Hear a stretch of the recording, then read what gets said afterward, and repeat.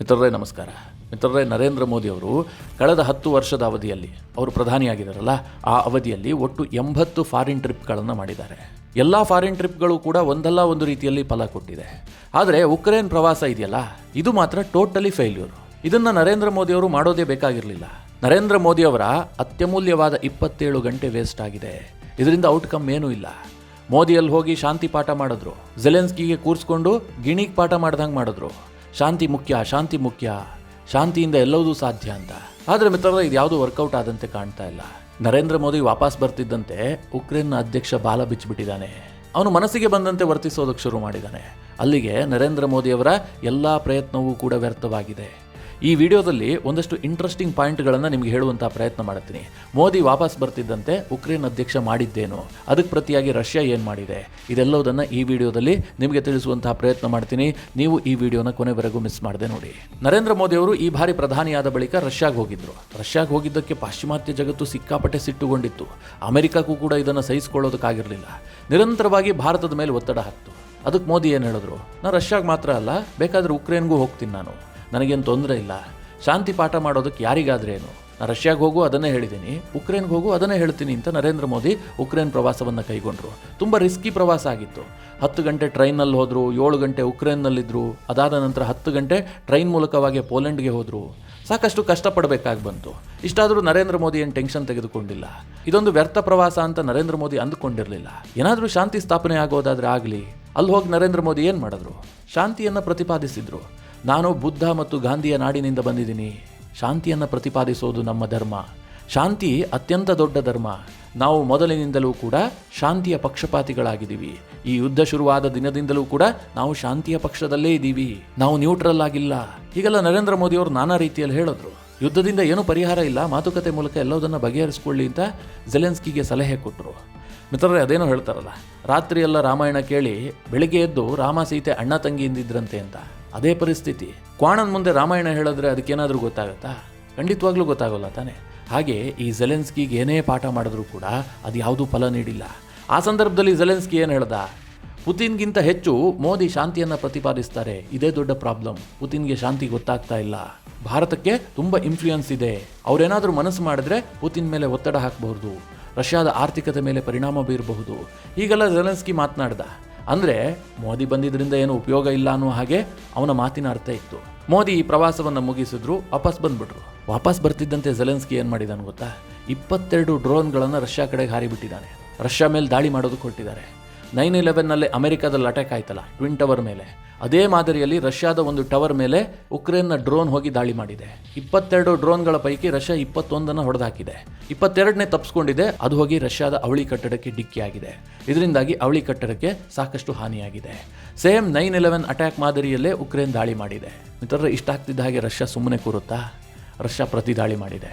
ಅವರು 100 ಮಿಸೈಲ್ಗಳನ್ನು ಉಕ್ರೇನ್ ಹತ್ತ ಹಾರಿಬಿಟ್ಟಿದ್ದಾರೆ. ಜೊತೆಗೆ 100 ಡ್ರೋನ್ಗಳನ್ನು ಕೂಡ ಕಳುಹಿಸಿದ್ದಾರೆ. ಉಕ್ರೇನ್ನ ರಾಜಧಾನಿ ಕೀವ್ ಮೇಲೂ ಕೂಡ ತೀರಾ ದೊಡ್ಡ ದಾಳಿ ಮಾಡಿದ್ದಾರೆ. ಮಾಹಿತಿಯ ಪ್ರಕಾರ ಕಳೆದ 10 ತಿಂಗಳಿನಲ್ಲಿ ರಷ್ಯಾ ಇಷ್ಟೊಂದು ಭೀಕರವಾಗಿ ದಾಳಿಯನ್ನೇ ಮಾಡಿರಲಿಲ್ಲ. ಅಷ್ಟೊಂದು ಭೀಕರವಾಗಿ ಉಕ್ರೇನ್ ಮೇಲೆ ರಷ್ಯಾ ಎರಗಿ ಬಂದಿದೆ. ಇದರಿಂದಾಗಿ ಈಗಾಗಲೇ 3 ಜನ ಸತ್ತಿರುವ ಬಗ್ಗೆ ವರದಿಯಾಗಿದೆ. ಉಕ್ರೇನ್ನ ರಾಜಧಾನಿಗೆ ವಿದ್ಯುತ್ ಸಂಪರ್ಕವೇ ಕಟ್ಟಾಗಿ ಹೋಗಿದೆ. ಕತ್ತಲೆಯಲ್ಲಿ ಮುಳುಗುವಂತಹ ಪರಿಸ್ಥಿತಿ ಉಂಟಾಗಿದೆ. ದೊಡ್ಡ ಪ್ರಮಾಣದಲ್ಲಿ ನಷ್ಟ ಆಗಿದೆ. ಉಕ್ರೇನ್ ಏನು ದಾಳಿ ಮಾಡಿತ್ತಲ್ಲ ರಷ್ಯಾ ಮೇಲೆ, ಅದಕ್ಕಿಂತ 1,000 ಪಟ್ಟು ಉಕ್ರೇನ್ಗೆ ನಷ್ಟ ಆಗಿದೆ. ಇದರ ಏನು ಪ್ರಯೋಜನ ಆಯಿತು? ನರೇಂದ್ರ ಮೋದಿ ಹೋಗಿದ್ದು, ಶಾಂತಿ ಪಾಠ ಮಾಡಿದ್ದು, ಕೇವಲ ನರೇಂದ್ರ ಮೋದಿ ಮಾತ್ರ ಅಲ್ಲ, ಅನೇಕರು ಉಕ್ರೇನ್ಗೆ ಈ ಸಲಹೆ ಕೊಟ್ಟಿದ್ದಾರೆ, ನೀವು ಶಾಂತಿಯ ರಸ್ತೆಗೆ ಬನ್ನಿ, ಮಾತುಕತೆ ಮೂಲಕ ಬಗೆಹರಿಸ್ಕೊಳ್ಳಿ ಅಂತ. ಆದರೆ ಉಕ್ರೇನ್ನ ಅಧ್ಯಕ್ಷನಿಗೆ ಇದ್ಯಾವುದು ಕೂಡ ಅರ್ಥ ಆಗ್ತಾ ಇಲ್ಲ. ಯಾಕೆ ಗೊತ್ತಾ, ಅವನೊಬ್ಬ ಮೂಲತಃ ಕಾಮಿಡಿಯನ್. ಅವನು ಈ ಹಿಂದೆ ಕಾಮಿಡಿ ಮಾಡ್ಕೊಂಡಿದ್ದವನು, ಸ್ಟೇಜ್ ಪ್ರೋಗ್ರಾಮ್ ನಡೆಸ್ತಾ ಇದ್ದ. ಆತನನ್ನು ಉಕ್ರೇನ್ನ ಜನತೆ ಪ್ರಧಾನಮಂತ್ರಿ ಮಾಡಿದ್ದಾರೆ. ಆತ ಹೇಗೆ ಪ್ರಧಾನಿಯಾಗಿದ್ದು ಹೇಳ್ತೀನಿ. ಈಗ ನಮ್ಮ ಪಕ್ಕದಲ್ಲಿ ಒಂದು ಮಾಲ್ಡೀವ್ಸ್ ಅನ್ನುವಂಥ ದೇಶ ಇದೆ. ಅದು ಯಾವ ರೀತಿಯಾಗಿ ಭಾರತದ ವಿರುದ್ಧ ಅಪಪ್ರಚಾರ ಮಾಡ್ತಾ ಇದೆ ನಿಮಗೆಲ್ಲ ಗೊತ್ತು. ಅಲ್ಲೊಬ್ಬ ಮೊಹಮ್ಮದ್ ಮುಯಿಜು ಅಧ್ಯಕ್ಷನಾಗಿದ್ದಾನೆ. ಆತ ಹೇಗೆ ಅಧಿಕಾರಕ್ಕೆ ಬಂದ? ಇಂಡಿಯಾ ಔಟ್ ಅನ್ನುವಂಥ ಕ್ಯಾಂಪೇನ್ ಮಾಡ್ದ, ಭಾರತದ ಬಗ್ಗೆ ಅಪಪ್ರಚಾರ ಮಾಡ್ದ. ಭಾರತ ಮಾಲ್ಡೀವ್ಸ್ನ ಸಾರ್ವಭೌಮತ್ವವನ್ನು ಕಿತ್ತುಕೊಳ್ತಾ ಇದೆ, ನಮ್ಮ ಸ್ವತಂತ್ರವನ್ನು ಹರಣ ಮಾಡ್ತಾ ಇದೆ, ಹೀಗೆಲ್ಲ ಪ್ರಚಾರ ಮಾಡಿ ಜನರಿಗೊಂದು ಭ್ರಮೆಯನ್ನು ಹುಟ್ಟಿಸಿ ಆತ ಚುನಾವಣೆಯನ್ನು ಗೆದ್ದ. ಈ ಜೆಲೆನ್ಸ್ಕಿ ಕೂಡ ಹೀಗೆ ಮಾಡಿದ್ದು. 2014ರಲ್ಲಿ ಕ್ರಿಮಿಯಾವನ್ನು ರಷ್ಯಾ ವಶಪಡಿಸಿಕೊಂಡಿತ್ತಲ್ಲ, ಅದಾದ ನಂತರ ಉಕ್ರೇನ್ನಲ್ಲೊಂದು ಸರ್ಕಾರ ಬಂದಿತ್ತು.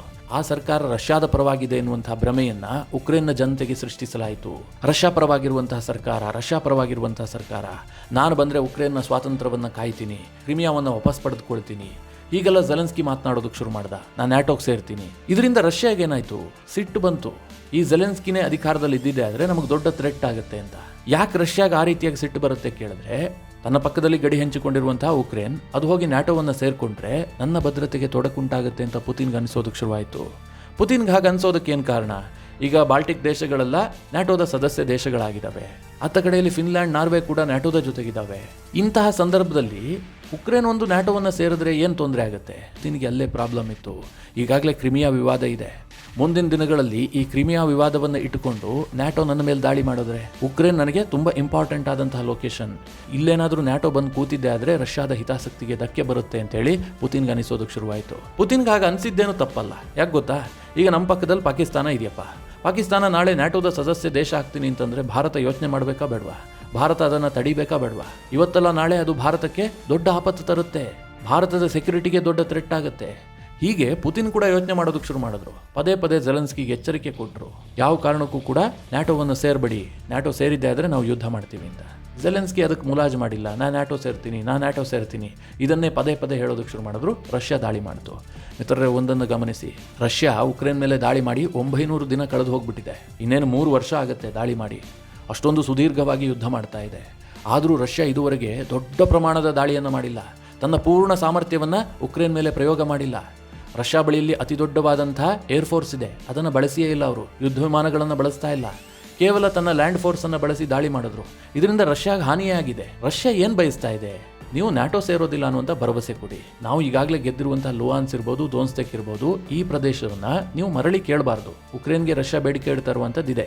ಅಲ್ಲಿ ಸ್ವತಂತ್ರ ಸರ್ಕಾರ ರಚನೆ ಆಗಲಿ. ಮೊದಲಿನಿಂದಲೂ ಕೂಡ ಅಲ್ಲಿ ರಷ್ಯಾದ ಕಲ್ಚರ್ ಜಾಸ್ತಿ ಇದೆ. ಹೀಗಾಗಿ ಅಲ್ಲೊಂದು ಸ್ವತಂತ್ರ ಆಡಳಿತ ಬರೋದಾದ್ರೂ ಬರಲಿ, ಇಲ್ಲ ಅವರು ನಮ್ಮ ಜೊತೆಗೆ ಸೇರೋದಾದ್ರೂ ಸೇರಲಿ. ಇಲ್ಲಿ ರಷ್ಯಾ ಏನು ಉದ್ದೇಶ ಮಾಡ್ಕೊಂಡಿದೆ? ಒಂದು ಬಫರ್ ಝೋನ್ ಕ್ರಿಯೇಟ್ ಆಗಬೇಕು ಅಂತ. ನೇರವಾಗಿ ಉಕ್ರೇನ್ ಜೊತೆಗೆ ಗಡಿ ಹಂಚಿಕೊಂಡಿರಬಾರ್ದು, ಒಂದು ಬಫರ್ ಝೋನ್ ಕ್ರಿಯೇಟ್ ಮಾಡಬೇಕು. ಇದೇ ರಷ್ಯಾದ ಉದ್ದೇಶ. ಜೊತೆಗೆ ಕ್ರಿಮಿಯಾದ ಸುದ್ದಿಗೆ ಬರಬಾರ್ದು. ಇದು ರಷ್ಯಾದ ಬೇಡಿಕೆ. ಆದರೆ ಜೆಲೆನ್ಸ್ಕಿ ಇದನ್ನು ಒಪ್ತಾ ಇಲ್ಲ. ಜೆಲೆನ್ಸ್ಕಿ ಹಠ ಏನು? ಕ್ರಿಮಿಯಾವನ್ನು ರಷ್ಯಾ ಏನು ವಶಪಡಿಸಿಕೊಂಡಿದೆ 2014ರಲ್ಲಿ, ಅದನ್ನು ವಾಪಸ್ ಬಿಟ್ಟುಕೊಡಬೇಕು. ಈಗ ಲುಹಾನ್ಸು, ದೋನ್ಸ್ತೆಕ್ಕು ಸೇರಿದಂತೆ ಅನೇಕ ಭೂಭಾಗವನ್ನೇನು ರಷ್ಯಾ ವಶಕ್ಕೆ ಪಡೆದಿದೆ, ಅದನ್ನು ಯಾವುದೇ ಷರತ್ತಿಲ್ಲದೆ ವಾಪಸ್ ಕೊಡಬೇಕು. ಹಾಗೂ ಯಾವುದೇ ರೀತಿಯಲ್ಲೂ ಕೂಡ ಉಕ್ರೇನ್ಗೆ ಷರತ್ತು ವಿಧಿಸಬಾರದು. ಹೀಗಾದ್ರೆ ನಾವು ಶಾಂತಿ ಮಾತುಕತೆಗೆ ಬರ್ತೀವಿ ಅಂತ. ಮಿತ್ರರೇ, ಇದರಿಂದ ರಷ್ಯಾಗೆ ಆಗೋದೇನಿದೆ? ರಷ್ಯಾ ಎಲ್ಲದನ್ನು ತ್ಯಾಗ ಮಾಡಿ ಗೆದ್ದಂಥ ಪ್ರದೇಶವನ್ನು ಬಿಟ್ಟುಕೊಟ್ಟು ಲಕ್ಷಾಂತರ ಸೈನಿಕರನ್ನು ರಷ್ಯಾ ಕಳೆದುಕೊಂಡಿದೆ, ಸಾವಿರಾರು ಕೋಟಿಯನ್ನು ಕಳ್ಕೊಂಡಿದೆ. ಇಷ್ಟೆಲ್ಲ ಮಾಡಿಕೊಂಡು ಈಗ ಗೆದ್ದಿರೋ ಪ್ರದೇಶವನ್ನು ಬಿಟ್ಕೊಡೋದು, 2014ರಲ್ಲಿ ಗೆದ್ದಂತಹ ಪ್ರದೇಶವನ್ನು ಬಿಟ್ಕೊಡೋದು, ಸುಮ್ಮನೆ ವಾಪಸ್ ಹೋಗ್ಬಿಡೋದು. ಇದರಿಂದ ರಷ್ಯಾಗೆ ಏನು ಲಾಭ? ಗೆದ್ದವರು ಇದನ್ನು ಯೋಚನೆ ಮಾಡ್ತಾರೆ ತಾನೆ. ಗೆದ್ದವ್ರಿಗೆ ತನಗೇನೋ ಲಾಭ ಆಗಬೇಕು ಅನ್ನುವಂಥ ನಿರೀಕ್ಷೆ ಇದ್ದೇ ಇರುತ್ತೆ. ಸೋತವರು ನಾವು ಬದುಕಬೇಕು ಅನ್ನುವಂಥ ನಿರೀಕ್ಷೆಯಲ್ಲಿ ಇರಬೇಕು. ಆದರೆ ಜೆಲೆನ್ಸ್ಕಿಗೆ ಇದು ಯಾವುದೂ ಗೊತ್ತಾಗ್ತಾ ಇಲ್ಲ.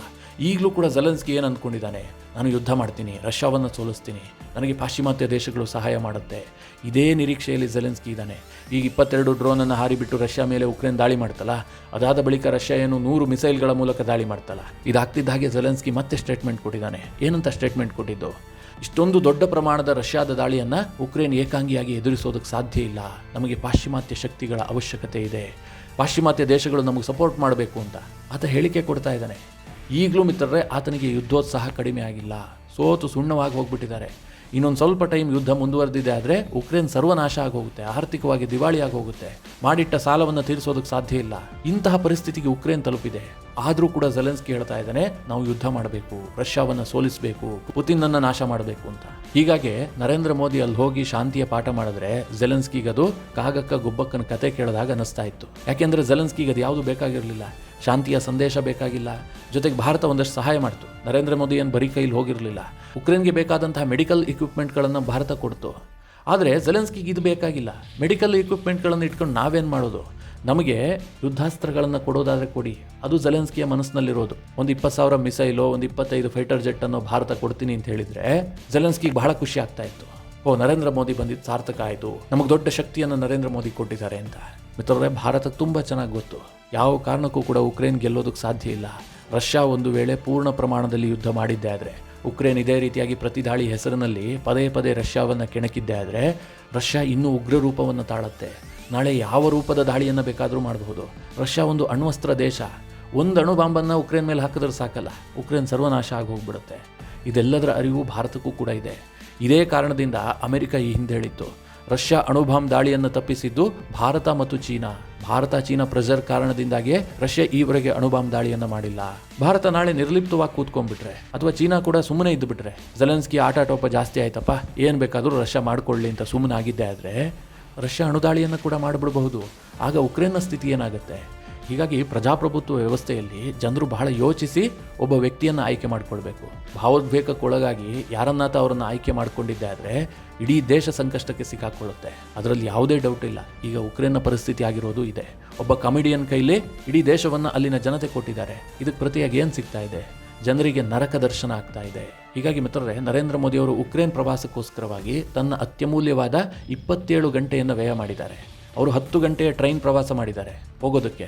ಜೊತೆಗೆ ಯುಕ್ರೇನ್ನಲ್ಲಿ 7 ಗಂಟೆ ಉಳ್ಕೊಂಡಿದ್ರು. ಅದಾದ ನಂತರ ಟ್ರೈನ್ನಲ್ಲಿ ಮತ್ತೆ 10 ಗಂಟೆ ವಾಪಸ್ ಬಂದಿದ್ದಾರೆ. ಒಟ್ಟಿನಲ್ಲಿ 27 ಗಂಟೆ ವ್ಯಯ ಆಗಿದೆ. ಇದಿಷ್ಟೂ ಕೂಡ ನೀರಿನಲ್ಲಿ ಹೋಮ ಮಾಡಿದಂಗೆ ಆಗಿದೆ. ಹೊಳೆಯಲ್ಲಿ ಹುಣಸೆ ಹಣ್ಣು ತೊಳೆಯೋದು ಅಂತಾರಲ್ಲ, ಆ ರೀತಿಯಾಗಿ ಆಗಿದೆ. ಏನೂ ಉಪಯೋಗ ಇಲ್ಲ. ಅಷ್ಟೆಲ್ಲ ಶಾಂತಿ ಪಾಠ ಮಾಡಿ ಬರ್ತಿದ್ದಂತೆ ಉಕ್ರೇನ್ 22 ಡ್ರೋನನ್ನು ರಷ್ಯಾ ಕಡೆಗೆ ಹಾರಿಬಿಟ್ಟಿದೆ. ಈಗ ಮಿತ್ರರೇ, ಉಕ್ರೇನ್ ಸ್ವಲ್ಪ ಸೈಲೆಂಟ್ ಆದರೆ ರಷ್ಯಾ ಕೂಡ ದೊಡ್ಡ ದಾಳಿಯನ್ನು ಮಾಡೋದಿಲ್ಲ. ಶಾಂತಿಯನ್ನು ಉಕ್ರೇನ್ ಬಯಸೋದಕ್ಕೆ ಶುರು ಮಾಡಿದ್ರೆ ರಷ್ಯಾ ಕೂಡ ಒಂದು ಹಂತಕ್ಕೆ ಮಾತುಕತೆಗೆ ಬರುತ್ತೆ. ಶಾಂತಿ ಸ್ಥಾಪನೆ ಮಾಡೋದಕ್ಕೆ ಸಾಧ್ಯ ಇದೆ. ಇದೇ ಪಾಠವನ್ನು ನರೇಂದ್ರ ಮೋದಿ ಮಾಡಿದ್ದು. ಆದರೆ ಏನು ಪ್ರಯೋಜನ? ಮಿತ್ರರೇ, ಓವರಾಲ್ ಆಗಿ ನಿಮ್ಗೆ ಏನು ಅನಿಸುತ್ತೆ? ನಿಮ್ಮ ಅನಿಸಿಕೆ ಅಭಿಪ್ರಾಯವನ್ನು ಕಮೆಂಟ್ ಮಾಡುವ ಮೂಲಕ ನಮಗೆ ತಿಳಿಸಿ. ಹಾಗೆ ನಿಮಗೆ ಈ ವಿಡಿಯೋ ಇಷ್ಟವಾದರೆ ಲೈಕ್ ಮಾಡಿ. ಜೊತೆಗೆ ನೀವಿನ್ನೂ ನಿಮ್ಮ ನೆಚ್ಚಿನ ಸಂಸ್ಕಾರ ಸೌರಭ ಯೂಟ್ಯೂಬ್ ಚಾನಲ್ನ ಸಬ್ಸ್ಕ್ರೈಬ್ ಮಾಡಿಲ್ಲ ಅಂತಾದರೆ ಈ ಕೂಡಲೇ ಸಬ್ಸ್ಕ್ರೈಬ್ ಮಾಡಿ. ಮುಂದಿನ ಎಲ್ಲ ಅಪ್ಡೇಟ್ಗಳ ನೋಟಿಫಿಕೇಷನ್ಗಾಗಿ ಬೆಲ್ ಐಕಾನ್ ಒತ್ತಿ.